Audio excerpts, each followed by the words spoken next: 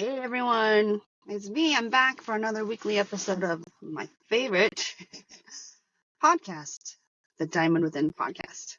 I'm so glad to be here with you all today. I'm sitting in my car again because that's when I have time to do some recording, and just wanted to share a couple thoughts with you today on another person that has impacted my life for good. And it was just been such an amazing example to me. Like last week, I talked about the man that I met in Roseburg, Oregon, and the type of person that he is, and what I learned from him as far as it applies to adversity. And the person that I'm thinking about today is someone that I quasi work with, or maybe indirectly work with. He's a school bus driver. He works in the school district.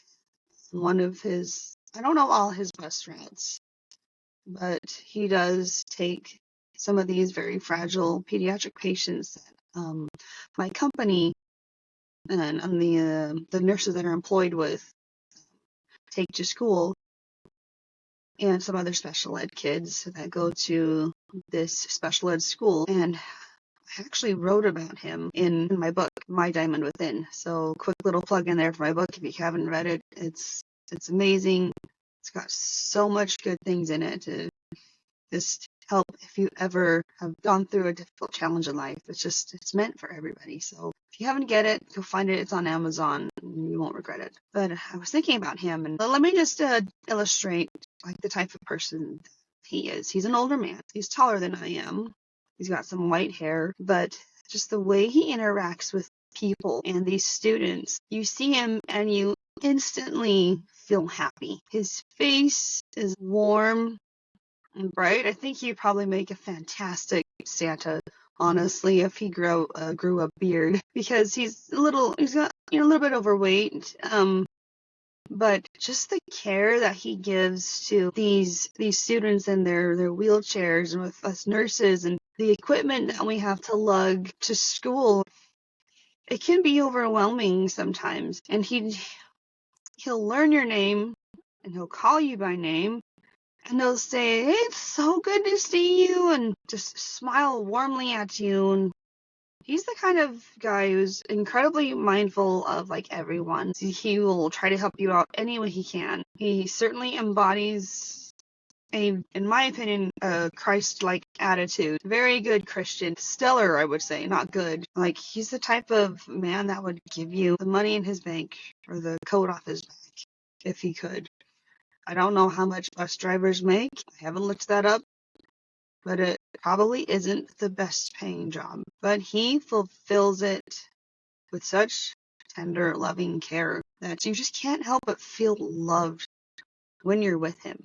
And you want to be around him, and he makes you feel valued and will listen to you and will crack a funny joke here and there. Has a good, really, like I said, good sense of humor, and just, he's made more of an impact than I think he realizes. And that's the same with a lot of the staff that work at this school as well. Whenever I see him, I'm just reminded to be grateful, to find anything to be happy about, no matter what's going on. It reminds me of who I want to be. The last I heard, he was taking a leave of absence to go get surgery. Hopefully everything goes okay with the surgery. But, nobody has life easy. Nobody gets a free pass or a free ride or a get out of jail free card ever. And he reminds me of what it's like to feel joy and be happy. He embodies joy and a warm spirit, and he's always there on time. On the rare occasions that he's not, he lets people know. There have been several times where a bus was another bus was late or couldn't come, and he went and he dropped off his regular route and went back to go get the kids that were left behind. That's the type of person he is. Like, no one's left behind. He cares probably little for himself. I don't know about his family situation. That's not something that came to my mind to ask him about, but I was able to snap a picture with him like a week or two ago when I saw him, just because I wanted to remember him, just because we don't know what's going to happen in life. anything could happen. And I wanted to be able to remember him and all that he has done and all the good that he has done, because these kids are super, like I said, very, very fragile. All the kids we take have tracheostomies and G-tubes. Half of them are on ventilators or oxygen. And he shows so much care. It makes you feel valued. And he'll say, like, oh, I'm so like sorry I bumped you or something. Oh, I'm so sorry. And he'll say, thank you for helping out. A lot of times us nurses will help get the kids all strapped in and anchored down on the bus so that their wheelchairs, don't slide around, and help them. And he just always says thank you. And he'll also like be willing to teach you something, if it's, something you don't know. And then like if he's pulled up behind another bus that's dropping kids off at the specialized care center where some of them live, he will get out of his bus and go help unload the bus in front of him. I mean, there's so very few people that just go above and beyond like that. And he does. And he's an older man and probably has some kind of chronic illness or some pain. But I have not heard one complaint about anything in his life. I don't even know if I've seen a frown on him that I can remember. So, I mean, I probably see him once a week, depending on like bus routes and schedules and just where I'm at. But he just truly focuses on serving others and making an impact, doing it with a smile, with a true spirit of gratitude and love and joy. Just makes me want to be a better person, knowing that I have to be for my family, for myself, for those I serve. Because you can choose to complain about your situation, or you can look for whatever good you've got. That's what he does. He is an amazing bus driver, amazing man. I certainly hope his surgery goes well.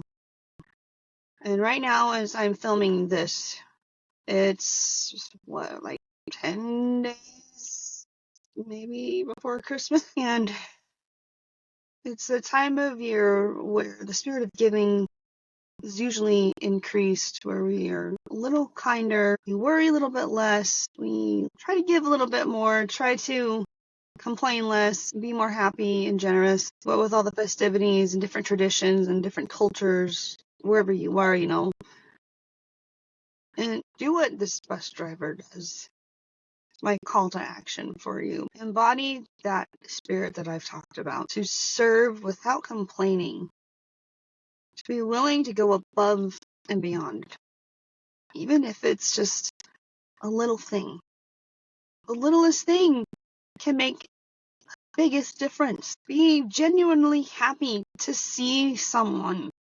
Give them a tight hug and the warmest, happiest smile you can give. Don't walk around all mopey and down.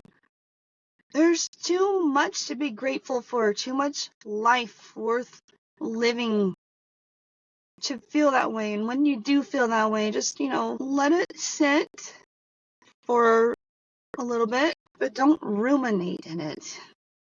That's when I think it just gets worse, when you let it grow to more than what it needs to be. You can acknowledge, okay, hey, yeah, I'm feeling this. I don't need to stay here, and be kind to yourself as you do. So, but then, like I said, that's my call to action. Love more, embody the type of spirit that this bus driver has, and don't hold back. Go above and beyond. Someone may need that. Someone may need that warm smile. I was in the grocery store today, and I made it a point to just smile at total strangers and to talk to someone I'd never met in a store I just walked into a few minutes ago. Because we crave interaction.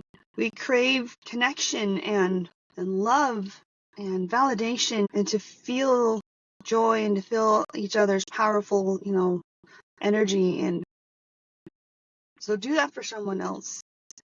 Be the light in someone else's world today. Because if you haven't noticed, I feel like that darkness continues to grow and to get worse. So that means the light needs to rise above and beyond. So do your part, do what this bus driver does, and live the way he does, and then you'll be surprised at the impact that you can make. That's all my thoughts for today.